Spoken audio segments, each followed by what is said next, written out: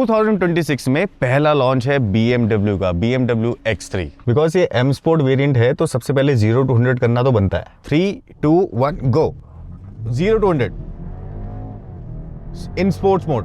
क्या खिस्ती है भाई वाओ, मेरे ख्याल से पहले ही पहुंच गई क्या, और मैं 130 के अप्रॉक्स यहाँ पे पहुंच चुका हूँ। पूरा नाम तो है इसका X330 X Drive M Sports Pro। नाम ही बहुत लंबा है तो बोलने में कितनी ज़्यादा परेशानी होगी, लेकिन कार को देख के आपको इसका नाम याद रह जाएगा। इसमें ना एक फील है जिससे एड्रेनलिन रश बढ़ेगा, बिकॉज जो ये इंजन है 2 लीटर का 258 bhp तो बाद में क्रैक करेगा, बट स्टार्टिंग के अंदर इनिशियल जब मैं इसको पिकअप ले रहा हूँ इससे, तब जो इसका 400 Nm ऑफ टॉर्क है वो कॉल होता है। दो तरीके से आप स्पोर्ट्स मोड लगा सकते हो, या तो स्क्रीन से क्लिक करो स्पोर्ट, या फिर यहाँ पे ड्राइव और एस दिख रहा है ना, इसको दोबारा से क्लिक करो तो ये अपने स्पोर्ट्स मोड पे आ जाती है। और अगर आपने एक बार ये पैडल को प्रेस कर दिया तो ये अपने मैनुअल पे आ जाएगी, M1 पे। अब मैनुअल पे चला के देखते हैं कि मैं 0 to 100 कितनी देर में रीच कर सकता हूँ। 3, 2, 1 गो। Manual 1, manual 2, manual 3। ओहो गॉड, 3 पे मैं 100 के पार हूं। Manual 4, oh my God wow. ऐसी कार में HUD होना बहुत जरूरी होता है, बिकॉज आपको कंसोल में देखने की जरूरत नहीं है, आप HUD के अंदर देख सकते हो। और वहीं से ही मैं देख रहा था कि मैं कौन सी गियर पे हूँ, इस वजह से मैं इतनी जल्दी रिस्पॉन्ड कर पा रहा था। अब इतना प्रो हो रहा है इस कार में, X ड्राइव कार है तो ये इसके अंदर पावर भी होनी चाहिए। 0 to 100 ये चली आती है 6.3 सेकेंड्स में। और कुछ इस टाइप का इसका इंजन दिखता है जो कि इनलाइन 4 है, 2000 सीसी का है, यानी कि 2 लीटर इंजन 258 हॉर्सेस का पावर क्रैक करता है। 4500 आरपीएम से लेके 6500 आरपीएम में ये पूरी पावर दे देगा। लेकिन एक स्पोर्ट्स एसयूवी कौन बनाता है, वो होता है टॉर्क। 400 Nm ऑफ टॉर्क ये कार जनरेट कर सकती है, वो भी स्टार्टिंग में ही 1600 आरपीएम से, एंड जो इसकी पीक वैल्यू आपको मिलेगी वो है 4600 आरपीएम। अगर ये कार इतनी तेज चल सकती है तो उसको ब्रेक भी तेज ही करना चाहिए। देखते हैं, चेक करते हैं। पहले 80 पे करता हूं कि ये 80 पे किस तरीके से ब्रेक करती है। 80 जाते के साथ ही मैं ब्रेक कर दूंगा, यहां पे ध्यान रखना। ये 80 गई और मैंने ब्रेक कर दी। ओह मैन, क्या रुकती है यार। एक बार दोबारा से। अब यहां से मैं आगे की तरफ चलता हूं और मैं यहां पे इसको ब्रेक करूंगा 100 की स्पीड के आसपास। थोड़ा सा स्पीड बढ़ाता हूं और यहां पे मैंने ब्रेक करी, और मैं कोई मैं डिसेंट ब्रेकिंग नहीं कर रहा है, ये मैं बहुत ज्यादा हार्ड ब्रेकिंग कर रहा हूं।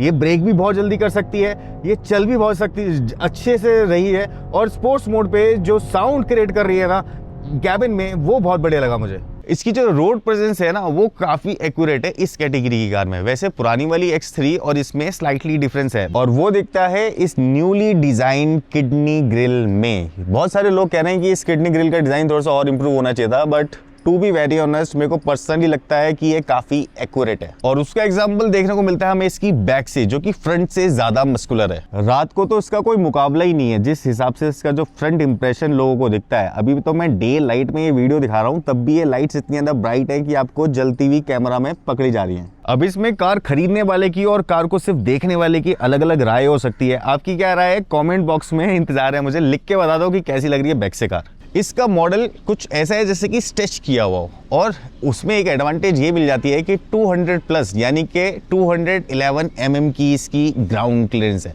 जो कि इस कैटेगरी की एसयूवी कार को काफ़ी अच्छा सर्वाइवल दे देती है इंडिया जैसी कंट्री में। Good ground clearance plus active suspension, जो कि अकॉर्डिंग टू मोड चलती है। इसकी बॉडी स्टाइलिंग में जो स्टार्स ऐड कर रहा है वो है इसके एलॉय व्हील्स। एलॉय व्हील का डिजाइन काफी एक्यूरेट है अकॉर्डिंग टू दिस मॉडल, और यहाँ पे रेड कैलिपर उसके अंदर एक और स्टार ऐड कर देते हैं, बिकॉज ये दिखाते हैं कि स्पोर्ट्स कार है। 20 इंचेस का ये व्हील है जिसका साइज है 225/45। इट मीन्स की इसकी जो टायर प्रोफाइल है वो 45 mm की है, और टायर की वेट 225। अब इसमें डिफरेंस है रेयर व्हील में, ये 20 इंचेस का तो है ही, बट 285 mm चौड़े टायर्स है इसके अंदर, और ये जो है 40 mm का प्रोफाइल है। तो मतलब आगे वाले टायर हैं चौड़े हैं लेकिन थोड़े से कम है, और पीछे वाले टायर ज्यादा चौड़े हैं because of power management, because of good traction on the road. अगर आप इस कार को ध्यान से देखोगे तो आपको इसके अंदर बहुत ज्यादा फ्लैशी चीजें क्रोम वाली नहीं दिखेंगी। उसका एग्जाम्पल हमें दिखता है ये डोर ट्रिम्स वगैरह पे और यहाँ यहाँ पे कोई भी क्रोम का या कोई भी ऐसा चंकी पार्ट यूज नहीं किया हुआ इसमें। उसका एक और एग्जांपल है ये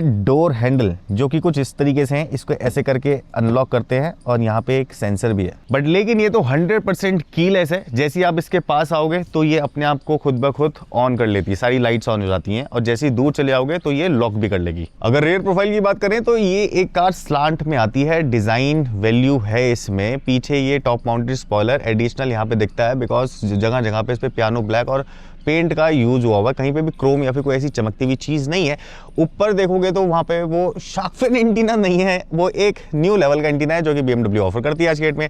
लेकिन हाँ, डिफॉगर और यहाँ पे ये विजिबल वाइपर, ये चीज जो है थोड़ी सी डाइजेस्ट नहीं होती है मुझे, बिकॉज ये वाइपर इंटीग्रेटेड अंदर की तरफ होना चाहिए था और ये डिफॉगर थोड़े से ट्रांसलूसेंट हो जाने चाहिए थे, बिकॉज ये BMW की X330 सीरीज की कार है, X drive M sports pro. नाम भी बहुत लंबा है, पैसे भी बहुत ज़्यादा हैं, इन सब चीज़ों पे ध्यान भी देना चाहिए। तो चलो, मेन चीज़ है इसकी लाइट्स, जिससे कार को कार समझा जाता है।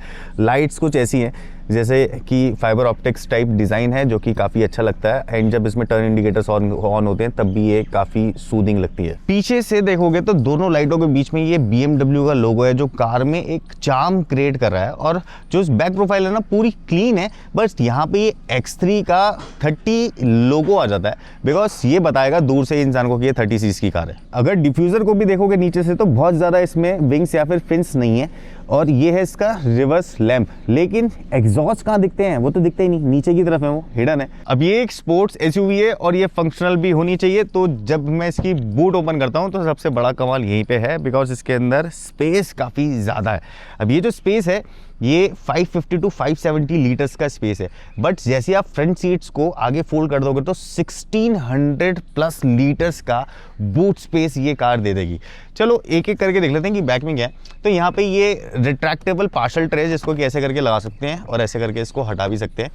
यहाँ पे छोटा सा सामान रखने का एक ये है, बाकी छोटे मोटे से हुक्स हैं। इधर की तरफ देखोगे तो एक ये चार्जर है, 12 वोल्ट का सॉकेट। मेन चीज़ है इसके नीचे, जैसे मैं इसको फोल्ड करता हूँ और इसको हटाता हूँ तो यहाँ पे आपको दिखेगा कि स्टेपनी व्हील, बट ये लाइट वेट वाला स्टेपनी व्हील है। और अगर यहाँ देखोगे तो ये मैक्स 80 किलोमीटर पर आवर की स्पीड पे जा सकता है, और उस तरफ देखोगे तो मैक्स 50 माइल्स पर आवर की स्पीड पे जा सकता है। इसको स्पेस सेविंग व्हील बोलते हैं। स्पेस को बचाने के लिए इस टाइप के सिंपल वाले पतले वाले फ्लैट व्हील्स यूज किए जाते हैं। जब आप ये कार लोगे तो अपने फैमिली एंड फ्रेंड्स को भी तो बिठाओगे। तो ये है इसकी रियर पैसेंजर सीट, कुछ ऐसी सी दिखती हैं, ब्राउन कलर का इंटीरियर की वजह से थोड़ा सा मेरे को लगता है कि कोजी हो जाता है। और जब मैं ये ओपन करके स्टेप इन होता हूँ कार में तो यहाँ पे कोई ज़्यादा प्रॉब्लम होती नहीं है, जबकि 211 इसका ग्राउंड क्लियरेंस है। रियर पैसेंजर्स के पास में एक और एडवांटेज है इसकी मून रूफ की, जो कि काफ़ी बड़ा है स्टार्टिंग से लेके एंड तक, और यहाँ तक आता है जहाँ पे कि आप बैठ के पीछे से विजुअल्स ले सकते हो, नज़ारे ले सकते हो। बट ये ओपनेबल नहीं है, एज अ सनरूफ की तरह काम नहीं करेगा, लेकिन फिक्स्ड ग्लास है, UV cut and sunlight blockage इसमें फीचर है। छोटी छोटी चीज़ों पे गौर दोगे तो रियर पैसेंजर के लिए भी जो सीट बेल्ट है, यहाँ पे ये M स्पोर्ट की बैजिंग का कलर कुछ इस टाइप का उसी की थीम के अंदर मिलता है। मैंने ये जो सीट्स हैं ये अपने अकॉर्डिंग एडजस्ट कर रखी है। मेरी हाइट है 5'11", मेरे पैर भी ज़्यादा लंबे हैं, तो मेरे पास पीछे ऐसा इतना स्पेस तो मिल रहा है, जिसमें कि मेरे पास लेग रूम इतना स्पेस यहाँ पे है। और अगर हेड रूम की बात करूँ तो काफ़ी अच्छा स्पेस है, बहुत ज़्यादा खुला नहीं है पीछे से, लेकिन आराम से बैठ सकते हो। अगर इसमें सीट में रिक्लाइन का भी ऑप्शन होता है, जो कि यहाँ पे नहीं है बिकॉज ये फोल्ड का ऑप्शन है, तो ज़्यादा मज़ा आता, बिकॉज इसकी जो सीट है बहुत ज़्यादा रिक्लाइन नहीं है, लेकिन हाँ एक कंफर्टेबल पोजीशन तो है। बूट स्पेस बढ़ाने के लिए जो सीट है इसको थोड़ा सा ऐसे करके खड़ा एंगल पे रखा गया है, जो कि लॉन्ग टर्म्स में जब आप लॉन्ग ड्राइव कर रहे होगे पीछे किसी को बिठा के तो उनको थोड़ी सी परेशानी हो सकती है। बट पीछे ये 3 हेडरेस्ट है, जिसके अंदर की 3 लोग बिठाने की जगह है, ऐसा कंपनी बोलती है जब ये हेडरेस्ट लगाती है तो। और कुछ इस टाइप का इसका कप होल्डर है, लेकिन फुल साइज 3 लोग इसमें बैठेंगे नहीं, बिकॉज यहाँ पे आ जाती है ये टनल। यहाँ पे एक छोटा सा बच्चा बैठ सकता है 5 से 6 साल का। जितनी कार ये बाहर से स्पोर्टी है उतनी अंदर से भी है। जो फील एंड टच है, जिस तरीके का डिज़ाइन है वो काफ़ी प्रीमियम है। जो टच एंड फील है ना पीछे वाले लोगों के लिए भी, वो भी काफ़ी अच्छी है। बट यहाँ से ये पूरा हार्ड प्लास्टिक है, और यहाँ पे एंटरटेनमेंट स्क्रीन लगाने का प्रोविजन है, अगर आप चाहो तो छोटा मोटा सामान यहाँ पे भी रख सकते हो। फिर यहाँ पे AC वेंट्स, जो कि थोड़े यूनिक और थोड़े अलग से ही लगते हैं। यहाँ पे क्लाइमेट कंट्रोल मिल जाता है, जिसमें कि आप अपना टेम्परेचर और फैन स्पीड एडजस्ट कर सकते हो। नीचे 2 Type-C पोर्ट। इसके जो डोर हैंडल्स है ना, इसमें जब लाइट ऑन होती है बहुत मज़ा आता है। यहाँ से एक प्रोजेक्शन आता है नीचे M3 का, बट जब मैं इसको ओपन करता हूँ तो सबसे पहली जो नज़र पड़ती है वो है डोर्स, जो कि बहुत ज़्यादा प्रीमियम लगते हैं। सेम वैसा ही है डिज़ाइन सेंस तो, बट यहाँ पे देखोगे तो फिट एंड फिनिश के अंदर आपको छोटे छोटे से चेंजेस दिखेंगे। बट ये जो है फैब्रिक है यहाँ पे ये थोड़ा सॉफ्ट टच है, ये भी पूरा सॉफ्ट है, बट नीचे से ये पूरी हार्ड है, बट बेसिकली रबराइज प्लास्टिक है। बाकी electric powered seats, Thai support extender, और जब इसमें एंटर होते हैं तो कुछ इस टाइप से कार वेलकम करती है। काफ़ी टैकी और काफ़ी हाई फाई कार लगती है, बिकॉज अब ये जो डिज़ाइन है ना, इसकी वजह से कार काफ़ी ज़्यादा अच्छी लगती है और रूमी भी है आगे से। इसको टाइप्स ऑफ आप ज्वेलरी बॉक्स बोल सकते हो। बाकी यहाँ पे ये वायरलेस चार्जिंग के लिए है। ये है इसका क्राउन, जिससे कि हम यहाँ से मल्टीमीडिया या फिर फीचर्स वगैरह एडजस्ट कर सकते हैं। तो ये क्राउन काफ़ी सही लगा मुझे, और जो इसकी प्लेसमेंट है वो भी अच्छी है।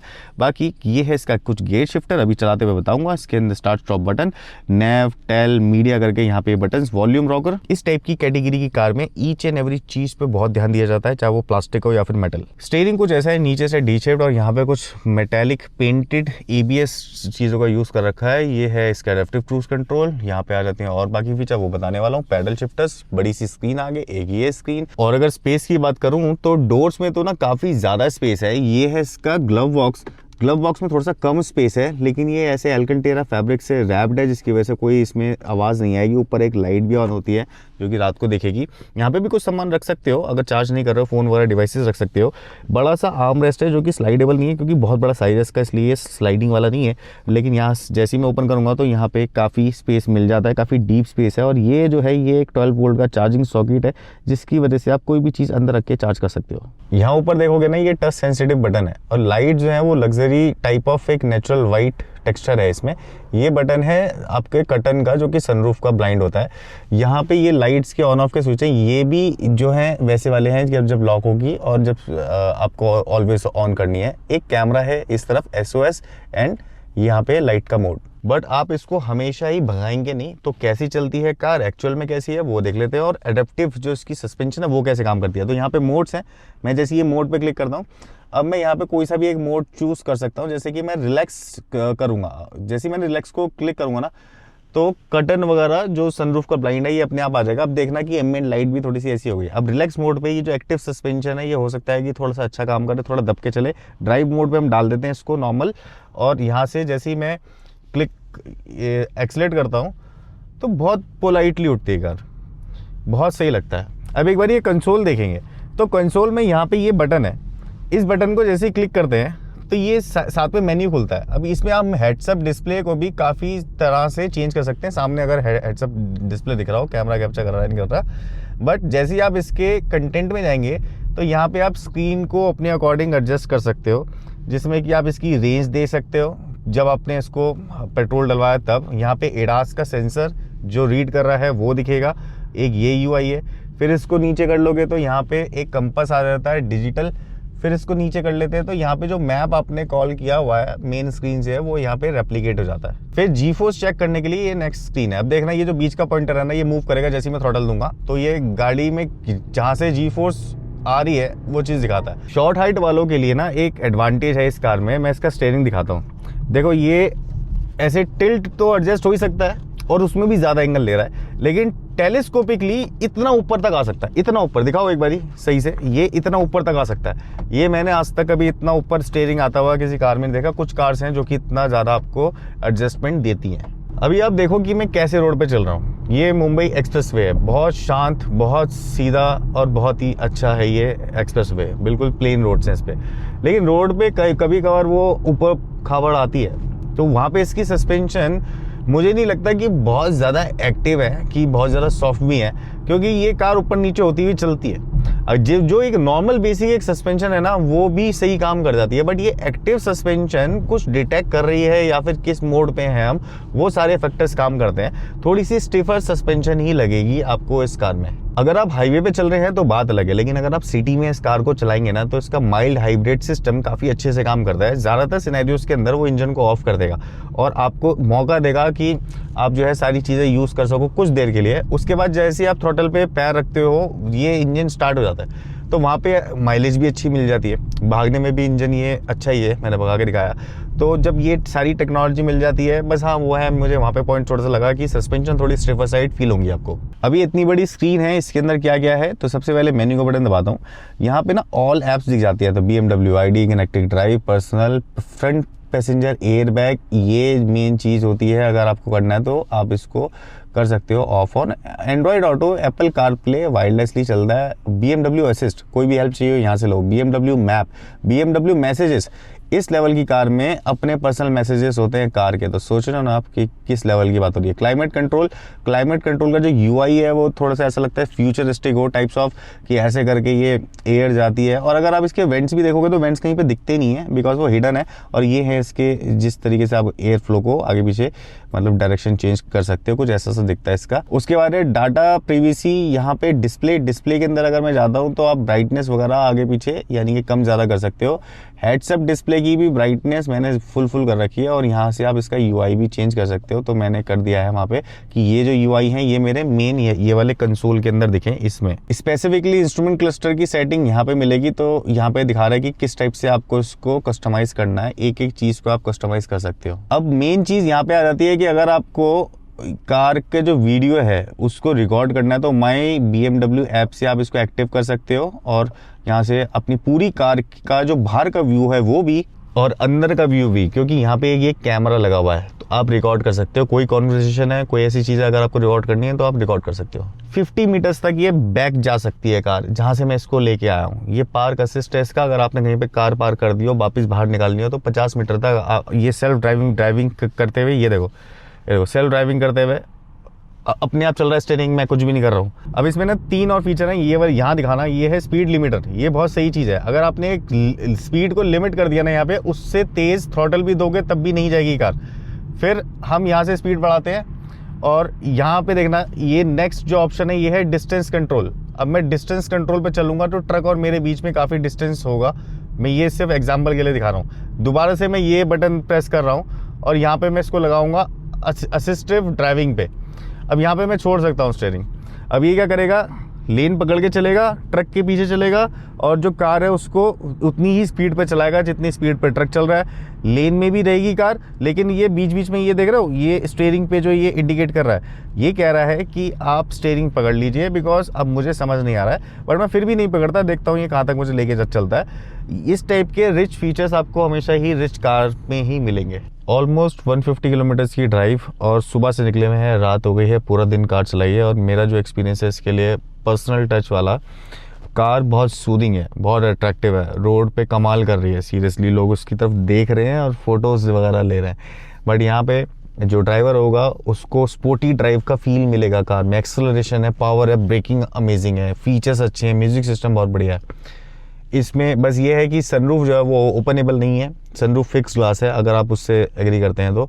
दूसरा पॉइंट है जो सस्पेंशन है उस पर थोड़ा सा और काम करना चाहिए था। बेसिकली एक्टिव तो है, बट वहाँ पे वो लो स्पीड पे भी वो सॉफ्टर साइड नहीं है। तो मेरा बस यहाँ पे एक ही पॉइंट आता है, अगर इसको स्कोर देना पड़े प्राइसिंग से, इसके कंफर्ट लेवल, एक्सपीरियंस और ड्राइविंग प्लेजर्स, तो ये 9 आउट ऑफ 10 होगा। आप बताइए कि कमेंट में आपकी क्या राय है न्यू X3 के बारे में। नेक्स्ट वीडियो या और अच्छे वीडियोस देखने के लिए प्लीज़ सब्सक्राइब कीजिएगा।